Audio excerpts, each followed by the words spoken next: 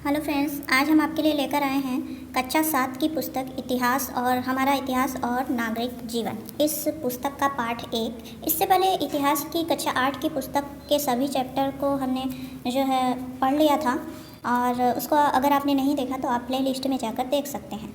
तो चलिए आज से स्टार्ट करते हैं कक्षा 7 की पुस्तक इतिहास की और इसका पाठ 1। पाठ का नाम है इस्लाम का भारत में आगमन। ठीक है, देखते हैं कैसे आगमन हुआ।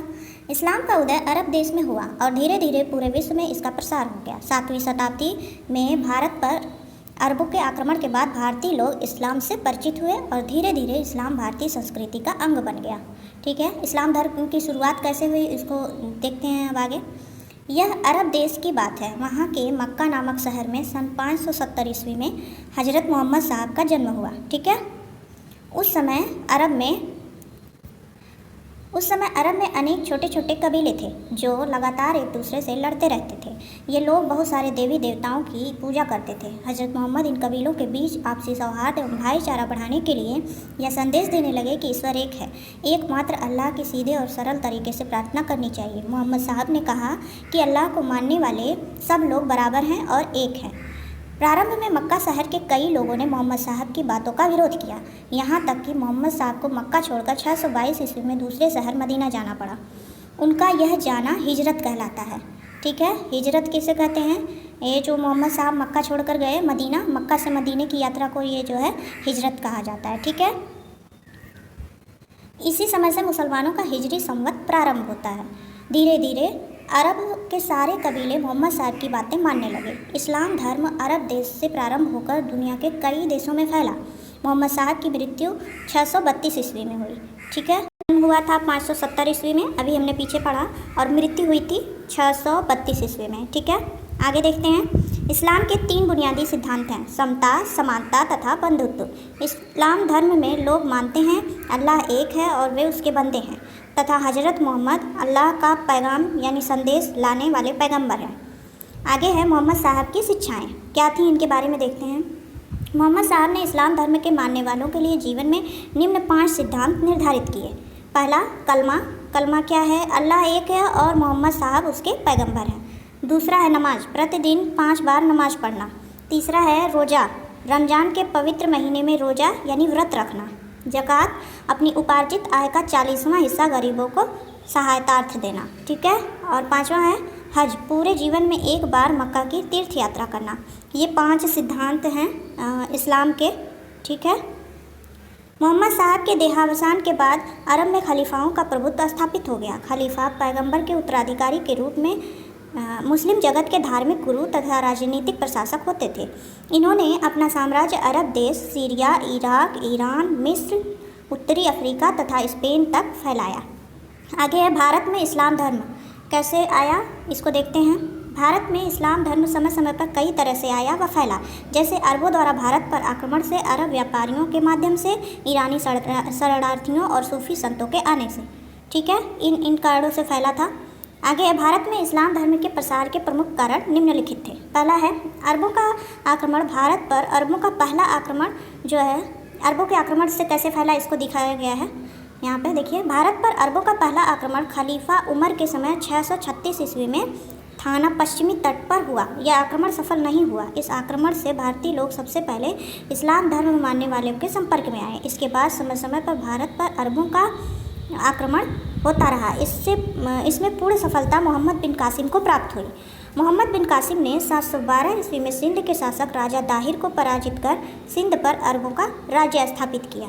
ठीक है, यहाँ से शुरुआत हुई मोहम्मद बिन कासिम ने 712 ईस्वी में। आगे है कई अरब व्यापारी जो इस्लाम धर्म को मानते थे भारत के पश्चिमी तट पर व्यापार करने आते थे। वहाँ के बंदरगाहों में छोटी छोटी बस्तियाँ बनाकर बसे।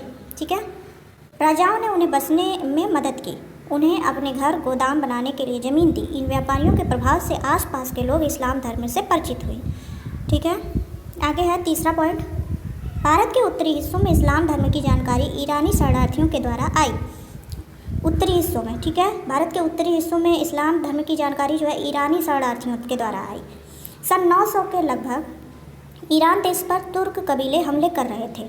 इन हमलों से बचने के लिए कई ईरानी लोग भारत आए। उनमें कई लोग कारीगर थे और कई लोग संत थे। कुछ सिपाही भी आए जो भारतीय शासकों की सेनाओं में सम्मिलित हो गए। ये ईरानी लोग मुसलमान थे। इनके संपर्क में आकर बहुत से लोगों को इस्लाम के बारे में जानकारी मिली। ठीक है। और चौथा पॉइंट है, सन 1190 के बाद भारत में तुर्क लोगों ने अपना राज्य स्थापित कर लिया। इस समय तक तुर्क लोग भी इस्लाम धर्म मानने लगे थे। तुर्कों के साथ बड़ी संख्या में ईरानी, अफ़गानी, खुरासानी लोग भी भारत आकर बसे। ठीक है। ये अभी इस्लाम कैसे आया भारत में उसके बारे में अभी चर्चा हो रही है। अगला पॉइंट है, सन 1100 से 1500 के बीच कई ऐसे संत हुए जैसे कबीर, नानक, तुकाराम, रामानंद, जिन्होंने साधारण भाषा में दोहे और गीत गाए जो ईश्वर के प्रति भक्ति भाव से भरे थे। इन्हीं भक्त संतों की तरह कई मुसलमान संत भी थे जो सूफी संत कहलाते थे। अजमेर के ख्वाजा मोइनुद्दीन चिश्ती, पंजाब के बाबा फरीद, दिल्ली के निजामुद्दीन औलिया बहुत जाने माने सूफी संत थे। ठीक है। अब सूफी संत के बारे में थोड़ा दिया गया है यहाँ पर। सूफी संतों के विचार भक्त संतों के विचार से मिलते जुलते थे। सूफियों ने इस बात पर जोर दिया कि सच्चे दिल से अल्लाह को प्रेम करना और अपने बुरे कामों पर पश्चाताप करना अल्लाह को पाने का सही तरीका है। इन संतों के विचारों की मदद से हिंदू और मुसलमान दोनों ने एक दूसरे के धर्म की समान बातें समझी। लोगों के बीच यह विचार बैठने लगा कि एक ही ईश्वर है, उसे अल्लाह, ईश्वर, परमेश्वर, भगवान जैसे नामों से जाना जाता है। और आगे है मिलने जुलने के फ़ायदे। क्या हुआ, अब ये जब लोग भारत में आए तो मिलने जुलने से क्या क्या फ़ायदे हुए इसके बारे में दिया गया है। जब दो अलग अलग संस्कृति के लोग आपस में मिलते हैं तो एक दूसरे से बहुत कुछ सीखते हैं। जब अरबी लोग भारत आए तो वे अपने साथ वहाँ यानी अरब के रीति रिवाज व धर्म यानी इस्लाम लाए। अरबों तथा भारतीयों ने एक दूसरे से बहुत कुछ सीखा। इससे इनके रहन सहन तथा जीवन में बदलाव आया। अरबों ने कई भारतीय ग्रंथों का अरबी भाषा में अनुवाद किया। आगे है, भारतीय ने अरबों से क्या सीखा, इसको देखते हैं। कागज़ बनाना, ये भारतीय ने अरबों से सीखा। चरखे से सूत काटना, भारतीयों ने अरबों से सीखा। ठीक है। और आगे है सिले हुए कपड़े, सलवार कमीज और खान पान, कचौड़ी, समोसा बनाना, ये सब अरबों से सीखा भारतीयों ने। अब अरबों ने भारतीयों से क्या सीखा इसको देखते हैं। हिंदी संख्या में अरबी संख्या बनाना, हिंदी संख्या से अरबी संख्या बनाना, ये जो है हमसे अरबों ने सीखा। ठीक है। भारतीयों से सीखा अरबों ने। संख्याओं की गणना करना और ज्योतिष, गणित, शतरंज का खेल, भारतीय संगीत, चिकित्सा शास्त्र यानी आयुर्वेद का ज्ञान, ये सब अरबों ने हमसे सीखा यानी भारतीयों से। ठीक है। आगे है, क्या आप जानते हैं शतरंज के खेल की शुरुआत भारत से हुई। ठीक है। जैसे क्रिकेट की शुरुआत इंग्लैंड से हुई वैसे ही जो है शतरंज का जन्म भारत है। ठीक है। ये देखिए कुछ हिंदी अंक दिए गए हैं और उसके नीचे ये जो है अरबी अंक हैं और उसके नीचे जो है अंतर्राष्ट्रीय अंक हैं। ठीक है। जैसे देखिए 6 जो है ऐसे लिखा जाता है अरबी में।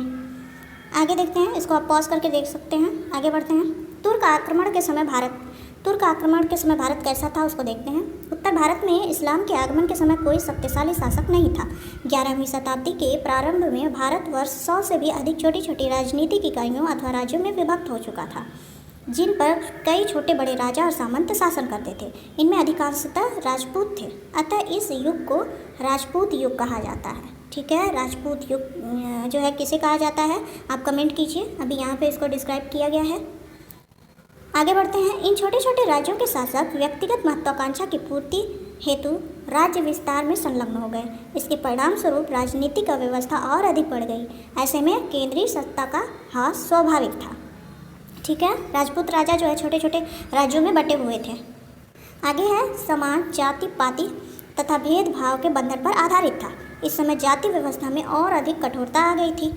भारतीय समाज अपने खान पान एवं आचार विचार को श्रेष्ठ समझता था, अतः दूसरे देशों में क्या हो रहा है उससे परिचित होने का न प्रयास किया गया और न ही लाभ लिया गया। ठीक है। आगे है, तुर्क आक्रमण कैसे हुआ। उन दिनों भारत में कई छोटे छोटे राजा और सामंत थे। उत्तर भारत में चौहान, तोमर, गाढ़वाल, चंदेल, चालुक्य जैसे राजपूत वंशों के राज्य थे। इसी समय तुर्कों ने, जिनका राज्य ईरान, अफगानिस्तान व तुर्किस्तान में था, भारत में अपना राज्य फैलाने के लिए आक्रमण करना प्रारंभ किया। उस समय तुर्क कहाँ कहाँ थे, ईरान, अफगानिस्तान, तुर्किस्तान, इन जगहों पर इनका शासन था। और अब तुर्कों ने जो है अपना राज्य बढ़ाने के लिए भारत में आक्रमण करना प्रारंभ किया। महमूद गजनवी का भारत पर आक्रमण। महमूद गजनवी का भारत पर आक्रमण जो है कैसे हुआ, इसको देखते हैं। इसका इतिहास में महत्व है। गजनी का शासक था ये महमूद गजनी, ठीक है, या गजनवी राज्य का स्वामी था। गजनी का शासक महमूद गजनी या गजनवी राज्य का स्वामी था, ठीक है। ये गजनी का शासक था, ध्यान दीजिएगा, कौन? महमूद गजनवी। ये राज्य पैगंबर साहब के उत्तराधिकारियों या खलीफा के साम्राज्य से स्वतंत्र हो गए थे। इनके शासक सुल्तान कहलाए, इसलिए इन राज्यों को सल्तनत यानी सुल्तनत कहा गया, ठीक है। तुर्क लोगों द्वारा पहला बड़ा हमला तब हुआ जब गजनी राज्य यानी अफगानिस्तान के महमूद गजनवी नाम के तुर्क राजा ने भारत पर हमला किया, पर वह भारत में राज्य नहीं करना चाहता था। उसकी नज़रें ईरान, अफगानिस्तान व खुरासान के क्षेत्र में ही दूसरे तुर्क राजाओं को हराकर अपने राज्य गजनी को बढ़ाने में लगी थी, ठीक है। जब महमूद गजनवी भारत में राज्य नहीं करना चाहता था तो फिर वह भारत क्यों आया, ठीक है। यही अभी आप भी सोच रहे होंगे, तो इसका उत्तर देखते हैं। इसलिए कि वह अपनी सेना बनाने के लिए धन जुटाने की कोशिश कर रहा था। इस कोशिश में उसने सन 1000 से 1025 तक 17 बार विभिन्न राजपूत राज्यों पर आक्रमण किया। उसने कई राजाओं को हराकर उसके धन पर कब्जा किया, उन मंदिरों और बौद्ध मठों को तोड़ा व लूटा जिनमें बहुत धन दौलत इकट्ठी हुई थी। इसमें 1025 में सोमनाथ मंदिर का आक्रमण सबसे प्रसिद्ध है। तो सोमनाथ मंदिर पर आक्रमण किसने किया? महमूद गजनवी ने। कब किया? 1025 ईस्वी में, ठीक है। महमूद गजनवी कहाँ का शासक था? ये था गजनी राज्य का, ठीक है। ये एक तुर्क जो है तुर्क शासक था, ठीक है। आगे है सोमनाथ मंदिर गुजरात के सौराष्ट्र क्षेत्र के वेरावल में स्थित है। कहाँ है? गुजरात में। किस क्षेत्र में?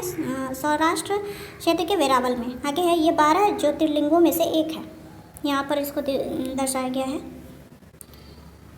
इस मंदिर को कई बार आक्रमणकारियों ने नुकसान पहुंचाया। आधुनिक मंदिर का निर्माण सरदार वल्लभ भाई पटेल के प्रयास से हुआ। भारत के प्रथम राष्ट्रपति डॉक्टर राजेंद्र प्रसाद के हाथों 11 मई 1951 को यहाँ ज्योतिर्लिंग की स्थापना की गई थी, ठीक है।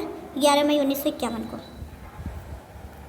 आगे है ये देखिए, महमूद गजनवी के समय जब उसने आक्रमण किया तो भारत ऐसा था। इसको आप पॉज करके देख सकते हैं। तो ये था पार्ट 1 का पार्ट 1, और पार्ट 2 में हम लेकर आएंगे मोहम्मद गौरी ने भारत पर कब आक्रमण किया, कौन था यह मोहम्मद गौरी। अलबरूनी के बारे में लेकर आएंगे कि उसने कौन सी पुस्तक लिखी और क्या कुछ उसने भारतीयों के बारे में अपने विचार व्यक्त किए थे। इसके अतिरिक्त हम तराइन का युद्ध जो है उसके बारे में भी चर्चा करेंगे, और पृथ्वीराज चौहान का जो है इतिहास में क्या महत्व है इसके बारे में भी देखेंगे, और तुर्कों की जीत के कारण क्या थे इसके बारे में भी चर्चा करेंगे। तो प्लीज़ चैनल को सब्सक्राइब कीजिए, वीडियो को लाइक कीजिए। Thank you.